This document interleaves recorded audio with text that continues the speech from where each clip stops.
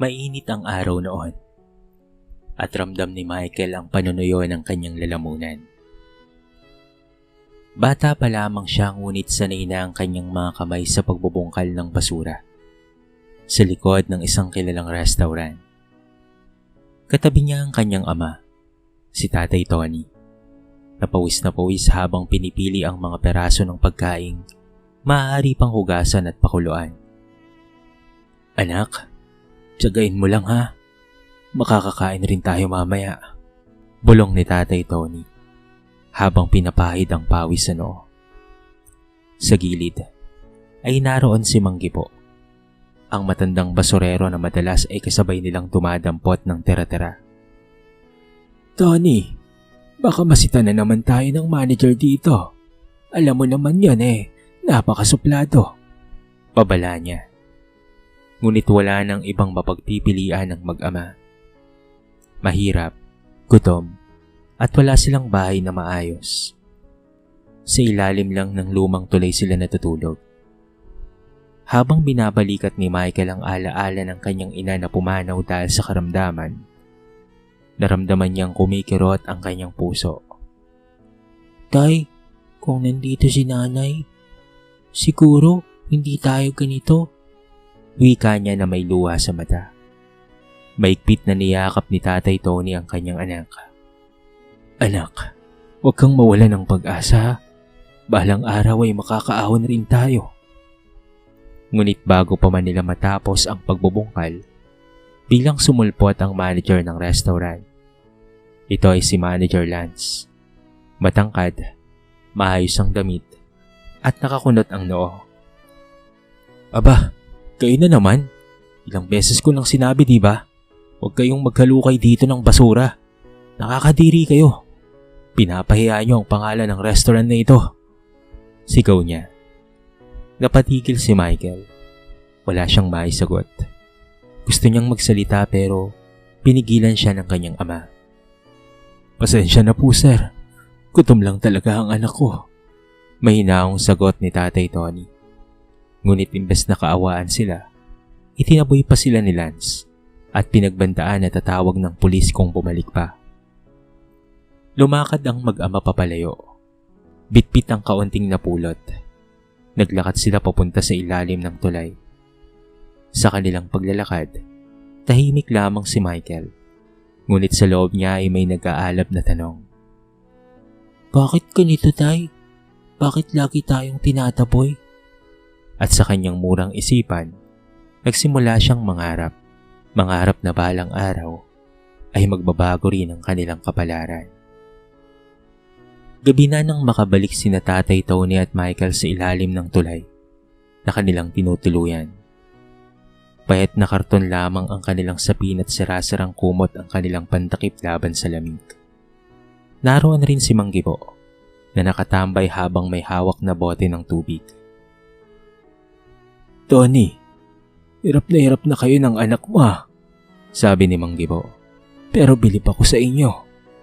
Hindi kayo sumusuko." Napangiti si Tatay Tony kahit pagod.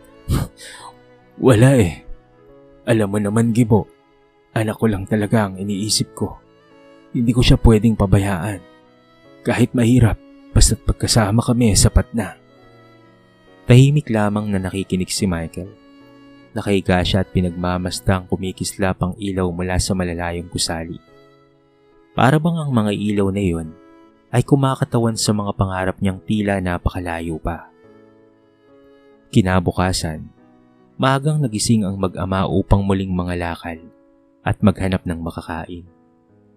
Habang sila ay naglalakad, nasalubong nila si Mang Ben, isang tambay sa kanto na kilala sa pagiging palamura at mapang-insulto. "Aba, ito na naman ang mag-amang basurero," sabi ni Mang Ben. "Michael, halika nga rito. Gusto mo ng trabaho. Naghahanap kasi ako ng aso, yung pwedeng tumahol-tahol sa bahay. Baka naman pwedeng ikaw na lang. At least may sahod ka pa." Nagtawanan ng mga kasamang tambay. Napayuko si Michael. Nanlamig ang kanyang mga kamay sa hiya at galit. "Tama na, Ben," sagot ni Tatay Tony habang pinoprotektahan ng anak. Wala kaming ginagawang masama sa inyo, ha? Wala nga ba? Ang baho-baho nyo eh. Nakakahiya kayong kasama sa lugar na to. Kung ako sa inyo, lalayo na lang ako. Dagdag pa ni Mang Ben. Nangilid ang luha ni Michael, pero pinilit niyang pigilan. May kung anong bumubulong sa kanya. Balang araw, hindi na nila tayo hahamakin, Itay. Pagdating nila sa basurahan ng restaurant, maingat silang kumilos para hindi na muling makita ni Manager Lance. Ngunit malas, nakita pa rin sila ng isang empleyado at agad na isinumbong. Ilang minuto lang ay lumabas na si Lance. Galit na galit ang manager na ito. Hindi pa rin ba talaga kayo titigil? Abay kung hindi lang kayo mukhang kawawa, matagal ko na kayong pinakulong. Sigaw nito. Hinila ni Lance ang sako na hawak ni Tatay Tony at ibinato ito sa lupa. Magsilayas kayo. Huwag na kayong babalik pa dito, ha. Natigilan si Michael. Sa murang edad, dama niya ang tindi ng kawalang hiyaan at pangapi. Gusto niyang sumigaw. Gusto niyang ipagtanggol ang kanyang ama. Pero nakita niya ang malungkot na mukha ni Tatay Tony. Papait na nakangiti. Pilit na pinapakalma ang sitwasyon. Pasensya na po kayo ulit, sir. Gusto lang po naming makakain. Mahina nitong wika. Habang naglalakad sila papalayo, mas ramdam ni Michael ang hapdi ng kanilang kalagayan. Sa isip niya, nagsimula siyang magsulat ng mga salitang hindi niya mabanggit-banggit. Ginawa niyang parang diary ang kanyang isipan. Mahal kong diary, sana balang araw, hindi na nila kami pagtawanan. Sana makita nila na kahit pulubi kami ngayon, may halaga rin kami. Ayokong habang buhay kaming tinataboy. Sa gabing iyon, bago sila matulog, muling niyakap ni Michael ang ama. Tay, pangako po, balang araw, magiging iba na ang buhay natin. Hindi na po tayo pagtatawanan at itataboy ng ibang tao. Tahimik lamang si Tatay Tony. Ngunit sa puso niya, may kaunting liwanag na sumibol. At hindi nila alam, malapit nang magsimula ang pagbabagong matagal na nilang inaasam-asam.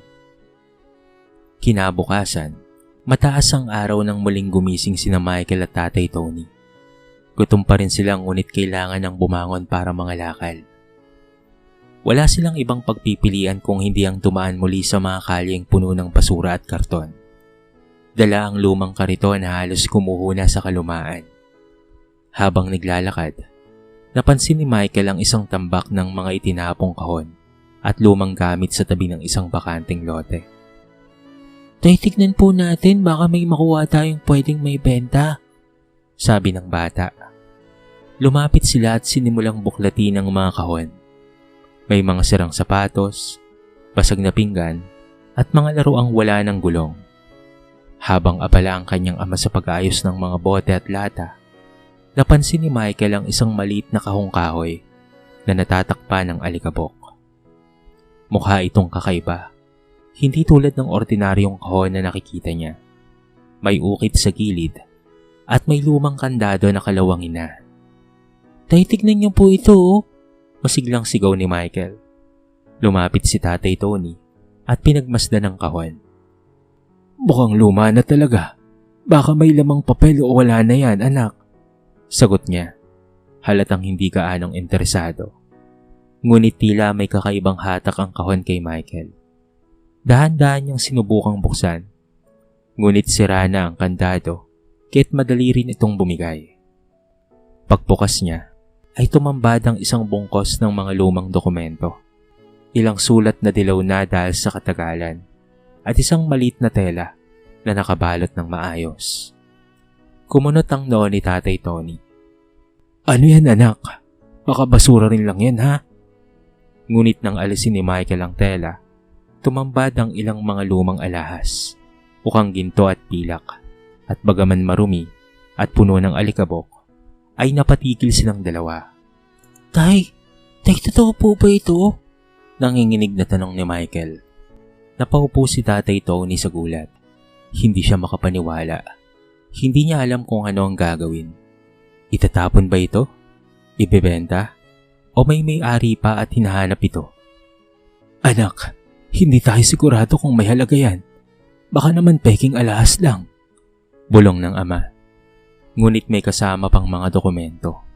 Mukhang titulo ng lupa, mga resibo ng bangko, at ilang papeles na hindi pa malinaw kung kanina talaga. Sa unang pagkakataon, nakaramdam si Michael ng kakaibang pag-asa. Ang dating pangarap at tanging nasa isip at diary niya lamang ay biglang nagkaroon ng anyo. Ngunit kasabay nito, naroon ang takot. Paano kung malaman ng iba? Paano kung agawin ng mga tambay? Paano kung mapahamak sila? Tay, itago po natin to. Baka ito na po yung sagot sa mga panalangin natin. Sabi ni Michael.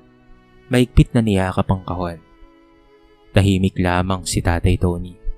Alam niyang delikado, ngunit nang makita ang ningning sa mga mata ng anak, hindi niya na kaya itong pigilan pa. Mula sa gabing iyon, naging sikreto nila ang kahon. Itinago nila ito sa ilalim ng kanilang pinagtutuluyang tulay. Hindi alam ng iba, ngunit sa bawat gabing humiga si Michael, hawak niya ang pangarap. Balang araw, babaguhin ng kahon na ito ang buhay namin ni Tay. At unti-unti, magsisimula na ang mga pangyayaring hindi nila inaasahan. Tahimik ang gabi sa ilalim ng tulay. Tanging mga kuliglig at huni ng mga palaka mula sa kanilang maririnig. Si Michael ay nakahiga sa karton. Habang maigpit pa ring yakap ang lumang kahon na natagpuan nila. Para bang natatakot siyang maagaw ito ng kahit sinong tao. Anak, baka mabasayan ng hamog ah. Ilagay mo na muna sa sako. Wika ni Tatay Tony habang pinapahid ang pawis sa noo kahit malamig ang hangin. Ngunit umiling si Michael. Tay, gusto ko pong hawakan para hindi po mawala sa atin. Para lagi kong maalala na may pag-asa pa tayo. Napabuntong hininga si Tatay Tony. Sa loob-loob niya, nag-aalangan pa rin siya kung tama bang itago ang kahon. May mga papel na maaaring importante at may mga alahas na posibleng mahalaga, pero baka delikado kung malaman ng iba. Kinabukasan, maaga silang gumising upang mangalakal. Ngunit bago sila umalis, itinago muna nila ang kahon sa ilalim ng mga batong nasa gilid ng tulay. Tinakpan ng sako at lupa. Anak, tandaan mo ha, walang ibang dapat na makaalam nito. Lihim lang natin ito. Baigpit na bili ni Tatay Tony. Tumango si Michael. Opo Tay, sikreto lang po natin. Habang naglalakad sila papunta sa tambakan, sumalubong na naman ang mga tambay sa kanto. Si Mang Ben ang nanguna. Hawak ang sigarilyo at nakangisi. Oh, nandito pala ang mga pulubi. May napala ba kayo sa pag-ukay ng basura ha? Sigaw niya. Napayuko si Michael, ngunit may kaba sa dibdib niya. Paano kung makita nila ang kahon? Kaya naman pinigil niya ang sarili at hindi nagsalita. Alam mo Tony, kung ako sa inyo, ay magganap na lang kayo ng matinong trabaho. Nakakasawa na kayong tignan dito. Dagdag pa ni Mang Ben, na puno ng panlalait. Ngunit imbes na sagutin, hinila ni Tatay Tony ang anak at tahimik na naglakad papalayo. Hindi nila alam na mula sa malayo, may ilang mata na nakakita noong gabing itinago nila ang kahon. Pagbalik nila sa ilalim ng tulay, agad na tinignan ni Michael kung naroon pa ang kahon. Naroon pa rin, ligtas, pero natatakpan ng alikabok at putik. Inilabas nila ulit at muling binuklat. Isa-isang binasa ni Tatay Tony ang mga papel. Mahirap intindihin dahil luma at halos punit-punit na. Pero malinaw ang mga detalye. Isang titulo ng lupa na nakapangalan sa isang apelyidong hindi nila kilala. Mga papeles mula sa bangko na may tatak na ilang dekada na ang nakalipas. Mga lumang sulat na tila pagmamay-ari ng isang mayamang pamilya. Habang binabasa yon, kumabog ang dibdib ni Tatay Tony. Anak, baka may malaking halaga talaga to. Pero paano natin malalaman? Tay, sagot ni Michael, kumikislap ang mga mata. Balang araw po, dadalhin natin ito sa isang taong makakatulong sa atin. Hindi tayo habang buhay nakakain ng tira-tira. Ito na po ang sagot ni Lord sa mga dasal natin. Ngunit bago pa sila tuluyang makapagplano, napansin nila si Mang Gibo na dahan-dahang lumalapit. Ano yung tinitignan nyo? Tanong ng matanda, nakatitig sa kahon. Nagkatinginan sina Michael at Tatay Tony. Kinakabahan sila. Dapat ba nilang ipagtapat ang totoo o manatili pa rin itong lihim? Sa pagkakataong iyon, nagsimula na ang tunay na pagsubok para sa kanilang mag-ama. Huwag niyo na pong intindihin, Mang Gibo. Basura lang po ito. Mabilis na tugon ni Tatay Tony habang pilit na tinatakpan ng kahon gamit ang sako. Ngunit hindi kaagad umalis si Mang Gibo. Matagal itong nakatitig, parang merong kutob. Tony, matagal na kitang kilala. Alam kong hindi ka magsisinungaling. Pero kanina pa ako may napapansin. Lagi niyong iniingatan ng isang bagay. Ano ba talaga yan? Napalunok si Michael. Ramdam niya ang mabilis na tibok ng kanyang puso. Alam niyang mabait si Mang Gibo. Madalas pa nga itong nagbibigay ng payo at tumutulong kung may nakuha itong sobra sa basura. Pero paano kung ang kabaitan nito'y mauwi lamang sa tukso? Tay, ano po kaya kung sabihin na lang natin? Mahina niyang bulong. Humiling ang kanyang amang si Mang Tony. Hindi anak, hindi pa panahon. Ngunit biglang yumuko si Mang Gibo at nasilayan ng sulok ng kahon. Aba, luma na to ah. Parang mamahalin. Nagliwanag ang mga mata ng matanda. Tony, may nakita kayo ano? Hindi nakapagsalita si Tatay Tony. Gibo, kaibigan kita. Wika ni Tatay Tony matapos ang mahabang katahimikan. Pero sana, huwag ka na munang magtanong. May nakita nga kami, pero hindi ito para ipangalandakan.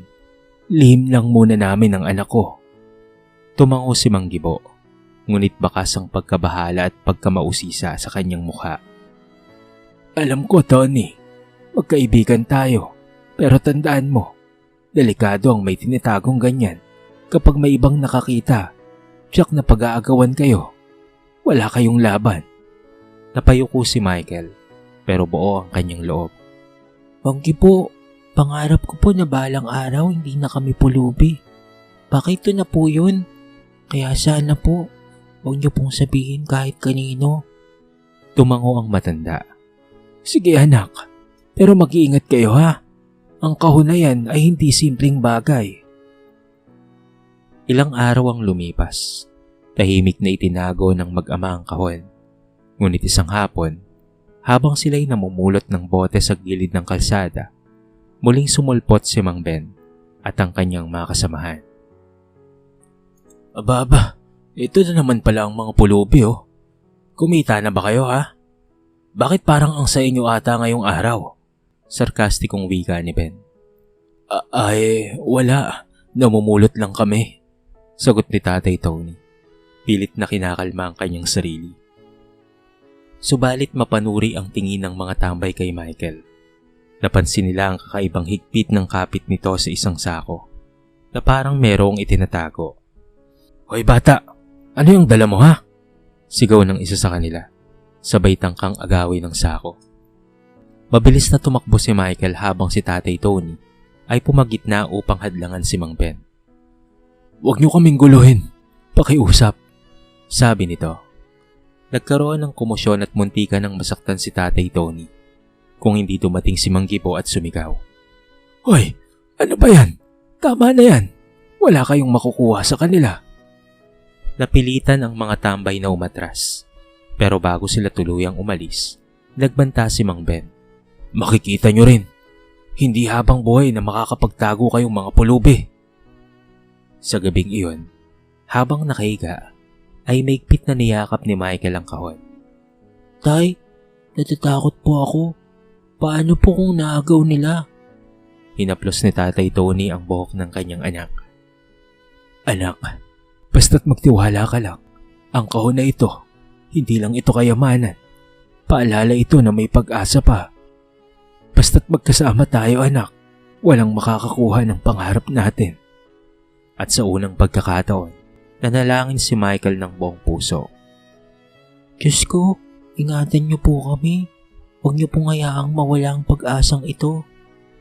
Ang hindi niya alam, ang panalangin niyang iyon ang magiging simula ng mas malaking pagbabago. Kinabukasan, habang maliwanag pa ang araw, muling kinuha ni Michael ang kahon at muling sinilip ang mga laman nito. Mahigpit ang kapit niya sa bawat papel, lalo na sa titulo ng lupa. Tay, tignan niyo po. May nakalagay po dito Quezon City. Lot 54. May pirma at selyo pa. Masiglang sabi ni Michael habang pinapakita sa ama. Kahit mahirap basahin, napansin ni Tatay Tony na tunay ang dokumento na ito. Anak, kung totoo ito, baka may halaga nga, pero paano natin malalaman? Wala naman tayong kilalang abogado o kahit sinong pwedeng lapitan. Tahimik silang pareho. Ang pag-asa ay nasa kanilang mga kamay, ngunit ang takot ay tila anino na laging sumusunod. Habang nag-iisip, biglang lumapit si Mang Gipo. May dalang ilang peraso ng tinapay. Tony, Michael, eto, para may makain naman kayo. Nagpasalamat sila. Habang kumakain, hindi nakatiis si Michael. Mang Gipo, may alam po ba kayong taong makapagpapaliwanag ng ganitong mga papel? Yung marunong sa mga titulo po. Napakamot ng ulo ang matanda. May kilala ako dati. Retiradong abogado. Si Atty. Ramirez. Mabait yun. Kahit mahirap ka, tutulungan ka nun. Nakatara siya sa lumang bahay malapit sa simbahan. Pero Tony, siguraduhin yung handa kayong mag-ama. Kapag nalaman ng iba na may hawak kayong titulo at alahas, baka hindi lang tambay ang maging problema nyo. Nagkatinginan sina Tatay Tony at Michael. Pareho silang kinakabahan ngunit alam nilang iyon ang dapat na gawin. Kinabukasan, nagpasya silang dalhin ang kahon kay Atty. Ramirez. Maghapon silang naglakad mula sa ilalim ng tulay hanggang sa mataong kalsada patungong sa simbahan. Marami silang nadaan ng tao. Mga tindera, mga estudyanteng naka-uniforme, mga taong mayayaman na nakasakay sa magarang kotse. Lahat sila'y nakatingin ng may panghusga. Pulubi na nga, may dala pang kahon. Ano kaya laman yan? Basura? Pulungan ng ilan. Ramdam ni Michael ang kirot ng kanilang mga salita, pero pinilit niyang lakasan ang loob. Sa isip niya, kung alam niyo lang, ito ang pag-asa namin. Sa wakas, natagpuan nila ang lumang bahay ni Atty. Ramirez. May kalumaan niya, ngunit desente at malinis. Kumatok si Tatay Tony sa gate at ilang saglit lamang ay lumabas ang isang matanda. Maputi na ang buhok nito, nakasalamin at may marahang tindig. Ano po ang makipaglilingkod ko sa inyo? Tanong ng abogado. Nagpakilala si Tatay Tony at ipinaliwanag na may nakuha silang lumang kahon. Hindi kaagad naniwala si Atty. Ramirez.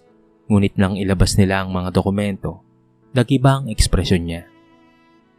Inisa-isa ni Atty. Ramirez ang mga papel. Matagal niya itong pinag-aralan at habang tumatagal, lalong tumitindi ang kanyang pagkabigla.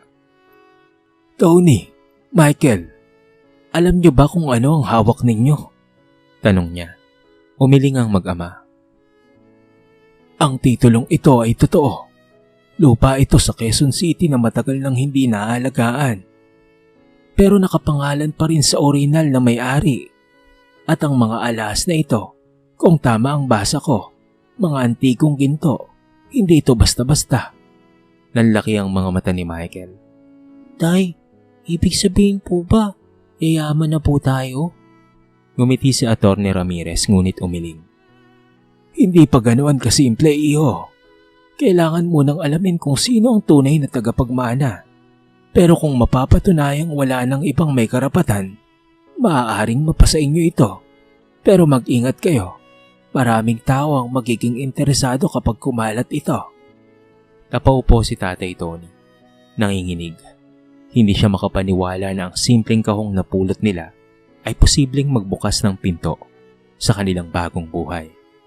Ngunit bago pa sila makaalis, may nakasilip mula sa kanto, si Mang Ben, at sa kanyang mukha, mababanaag ang tusong ngiti. Nakasunod pala sa kanila ito noong umalis sila. Nakatayo si Mang Ben sa kanto. Hawak ang sigarilyo at nakasilip sa pintuan ng bahay ni Atty. Ramirez. Kitang-kita niya kung paanong pumasok si Tatay Tony at Michael na may dalang kahon.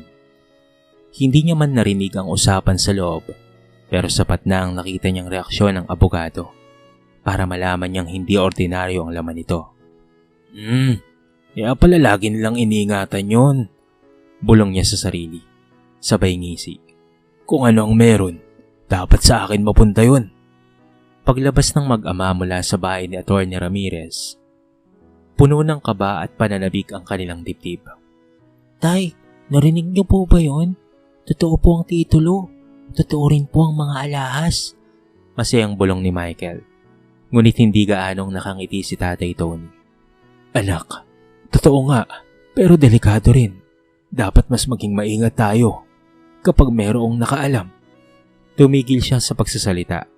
Ngunit sa likod ng kanilang landas, nakamasid pala si Mang Ben, nakasunod mula sa malayo. Pagbalik sa kanto, agad na pinatawag ni Mang Ben ang dalawa niyang kasamang tambay. Mga tol, may sikreto ang mag-amang yun. May dala silang kahon. At sigurado kung may halaga ang laman nun. Nakita ko mismo na dinala nila sa abogado. Talaga ba, Ben?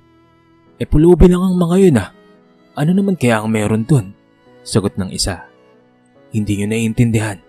Kung may kahon silang pinapatignan sa abogado, ibig sabihin ay mahalaga yun. Kapag nakuha natin yun, talaga namang jackpot tayo. Sabay tawa ni Mang Ben. Nagkatinginan ang kanyang mga kasamahan. Tila nahuhumaling rin sa ideya. Samantala, nagpasalamat ng lubos si Tatay Tony at Michael kay Atty. Ramirez. Attorney, maraming salamat po sa oras nyo . Hindi po namin alam ang gagawin kung hindi kayo tumulong. Ani Tatay Tony. Ngumiti ang matanda. Wala yon. Pero payo ko lang sa inyo. Itago nyo muna ang mga papel at alahas. Kapag handa na kayo ay dalhin nyo ulit dito. Tutulungan ko kayong alamin kung papaano itong malilipat ng tama. Huwag muna kayong magpapakita ng anumang palatandaan na may hawak kayong kayamanan. Tumango sina Tatay Tony at Michael, dala ang kaba ngunit puno ng pag-asa. Habang naglalakad na sila pauwi, ramdam nila ang bigat ng kahon na kanilang dala. Hindi dahil sa mabigat ito pisikal, kung hindi dahil sa halaga at panganib na kalakip nito. Tay, pakiramdam ko po mas lalo tayong magiging target ngayon. Mahinang sabi ni Michael. Huwag kang mag-alala anak, basta't pagkasama tayo ay malalampasan natin ito. Sagot ni Tatay Tony, pilit na nagpapalakas ng loob. Ngunit pagdating nila sa ilalim ng tulay, napansin nilang may gumagalaw sa mga sako kung saan nila dati itinago ang kahon. Para bang may naghalughog habang sila ay wala. Napahigpit ng hawak si Michael sa kahon. Tay, baka alam na nila. Kinagabihan, habang natutulog ang mag-ama, may humagis ng bato sa kanilang tabi. Nagising sila sa malakas na tunog. Nang tumingin sila, ay wala ng tao. Ngunit may nakasulat sa karton na malapit sa kanila. Hindi nyo matataguan ng totoo. Ang kayamanan, para sa nakakaangat at hindi para sa mga pulubi. Nanginig si Michael habang binabasa iyon. Tay, sila yun, si Mang Ben. Hinawakan siya ni Tatay Tony at mahigpit na niyakap. Huwag kang matakot anak, kaya natin to. Hindi sila ang magtatakda ng kapalaran natin. Ngunit sa loob-loob niya, alam niyang paparating ang mas mabigat na pagsubok. Ang lihim na matagal na nilang iniingatan. Nagsisimula ng maging dahilan ng panganib. At sa dilim ng gabi, si Mang Ben at ang kanyang mga kasama ay nagbabalak na ng mas masahol na hakbang. Kinabukasan, maaga na muling nagising sina Michael at Tatay Tony. Ramdam pa rin nila ang kaba mula sa insidente kagabi.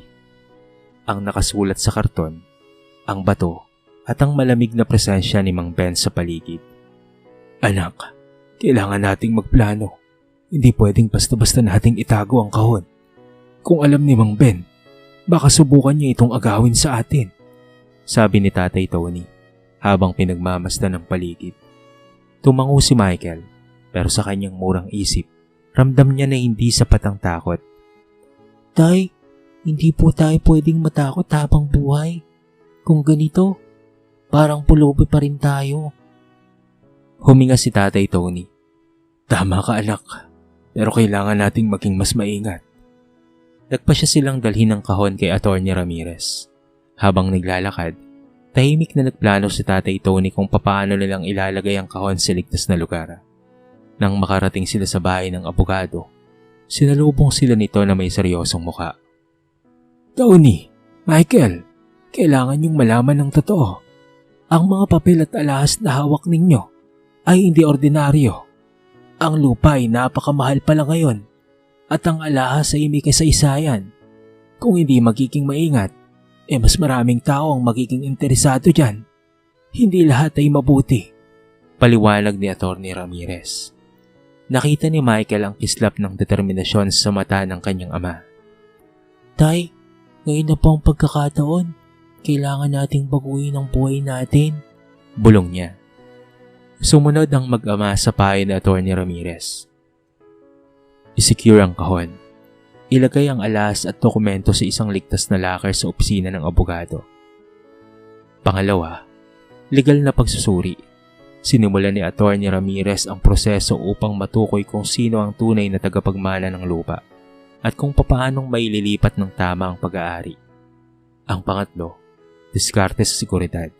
Pinayuan sila na huwag ipakita sa kahit na sino ang laman ng kahon at bantayan ang paligid sa tuwing lalabas. Habang ginagawa nila ito, unti-unti ring nagbabago ang pananaw ni Michael patungkol sa kanilang buhay. Hindi na lamang basta pag-asa, kung hindi aktibong hakbang para maabot ang pangarap. Ngunit hindi nagtagal, muling lumabas si Mang Ben, sinubaybayan ng mag-ama sa kanilang paglalakad. Hoy, mga pulubi! Nasaan yung kahon na yon? Alam kong nandyan pa rin. Sigaw niya sa kalsada. Huminto si Tatay Tony. Ben, sapat na. Hindi mo kami makokontrol. Kung gusto mo, makipag-usap ka ng maayos, pero hindi mo kami pwedeng guluhin. Napatingin si Mang Ben sa kanila, bakas ang galit at pagkayamot. Ngunit bago pa man siya makagawa ng hakbang, dumating si Atty. Ramirez na hindi nila inaasahan. Ben, tigilan mo ang pang-aara sa kanila. May legal na proseso na at alam ko ang lahat ng ginagawa mo. Huwag mong subukan ang swerte mo. Seryosong wika ng matandang abogado. Napahinto si Mang Ben. Ngumisi lamang at umalis. Ngunit alam ng mag-ama na ito ay pansamantalang titigil lamang. Kailangang maging handa sa mas matinding hamon. Pag-uwi nila sa tulay, naramdaman ni Michael ang kakaibang lakas. Tay, pakaramdam ko po. Parang may bago na tayong simula.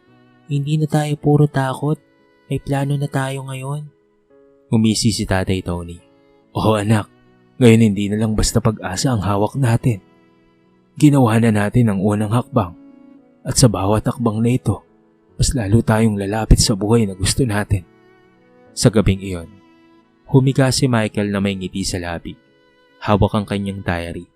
At iniisip ang mga pangarap na unti-unti nang nagiging realidad. At lumipas na nga ang ilang mga buwan. Sa tulong ni Atty. Ramirez, natuklasan nila na ang lupa ay may mataas na halaga at ang alahas ay kabilang sa koleksyon ng isang yumaong mayamang pamilya. Ang good news ay walang tagapagmana. Kaya naman legal na naging pag-aari ng mag-ama ang kayamanang ito. Hindi lamang pera at ari-arian ang nakuha nila. Isang bagong kinabukasan ang nagbukas sa kanila. Bumuo sila ng maliit na negosyo, nakatulong sa kanilang komunidad, at nagsimulang magbigay ng trabaho sa mga dati nilang kakilala at mga kasama sa pamamasura. Si Michael, sa murang edad, natutong maging responsable at matalino sa pamamahala ng kayamanan. Tinuruan siya ng kanyang ama at ng abogado patungkol sa tamang desisyon at integridad. Hindi naglaon, dumating ang pagkakataon na maraming tao sa komunidad, pati na ang mga dati nangapi sa kanila, ay humanga at nagpakita ng respeto. Si Mang Ben, na dati puno ng kayabangan, ay napilitan ring humingi ng tawad at humarap sa katotohanan na ang tunay na kayamanan ay nasa sipag, tiyaga at kabutihan, hindi sa pangungutya o pananakot. Michael, Tony, hindi ko akalain na kayo magiging ganito. Ani Mang Ben, humahangos sa pagpapakumbaba. Maraming salamat at napatawad niyo ako. Pangako, magbabago na ako. Hindi na ako magiging masama ulit. Sa gabing iyon, habang nakaupo sa kanilang bagong tahanan, binuksan ni Michael ang diary niya. Sinulat niya ang mga pangyayari mula sa araw na tinataboy sila hanggang sa natagpuan nila ang kahon at sa wakas, sa kanilang tagumpay. Ang buhay na ito ay parang kahon na puno ng lihim at sorpresa. Minsan mahirap, minsan masakit. Ngunit kung may tiyaga, pananampalataya at kabutihan, ang bawat lihim ay nagiging simula ng magandang kwento. Si Tatay Tony ay nakatingin sa anak na may pagmamalaki. Anak, tandaan mo, hindi lang kayamanan ang sukatan ng tagumpay. Ang tunay na tagumpay ay ang respeto ng iba at ang dignidad na hawak natin sa bawat takbang. Ngumiti si Michael at niyakap ang kanyang ama. Sa wakas, naramdaman nilang ang araw ng pangutya, pangaapi at gutom ay napalitan ng liwanag at pag-asa, pati na rin tagumpay. Ang mag-ama na dati tinuturing na pulubi ay ngayon kinikilala na, hinahangaan at iginagalang. Ang kahon na natagpuan lamang sa basura ay naging simula ng isang bagong buhay. Isang buhay na puno ng pag-asa, kabutihan at inspirasyon para sa lahat. Tinulungan ni na Michael si Mang Gibo na kanilang dating kasamahan at naging kaibigan sa pamamasura. Kasama nila ito sa mansyon na kanilang tinitirahan sa ngayon. Inabutan rin nila ng malaking halaga ang matandang abogado. Kapalit ng malaking itinulong nito sa kanila, pero tinanggihan ito ng matanda. Ang sabi niya ay matanda na siya at wala na siyang interes pa sa pera. Ang pinakamahalaga kay Atty. Ramirez ay nakatulong siya sa kanyang kapwa. Sapat na raw iyon nakabayaran para sa kanyang ginawa. Nangako naman ang mag-ama na kung kakailanganin ng tulong ni Atty. Ramirez ay narito sila, handang tumulong sa kahit na anong oras. Lumipas pa ang mga taon, nakapagpagawa ang mag-ama ng maraming restaurant at ipinangalan ng lahat ng ito kay Michael. Hanggang sa mabalitaan na lamang ni Manager Lance na ang dating pulubing tinataboy niya ay ito na pala ang may-ari ng napakaraming restaurant sa kanilang lugar. Sino nga bang magkakala na ang dating mag-ama na namumulot lamang ng pagpag para may makain, ngayon ay nagmamay-ari na ng napakaraming negosyo at nakakatulong pa sa napakaraming tao. Dito na po nagtatapos ang ating maiksing kwento sa araw na ito. Sana po ay nagustuhan nyo at kinapulutan nyo ng maraming aral. Kayo mga kabarangay, anong masasabi nyo sa ating kwento? I-comment nyo naman sa baba ang inyong mga reaksyon at babasahin natin ang lahat ng yan. I-comment nyo na rin kung taga saan kayo para naman malaman ko kung hanggang saan nakaabot ng video na ito. Paki-like and share na rin ang ating kwento para makapakinggan rin ng iba.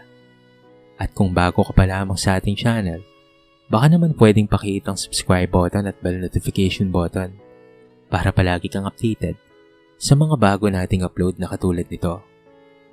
So paano mga kabarangay? Hanggang sa muli, thank you so much and peace out!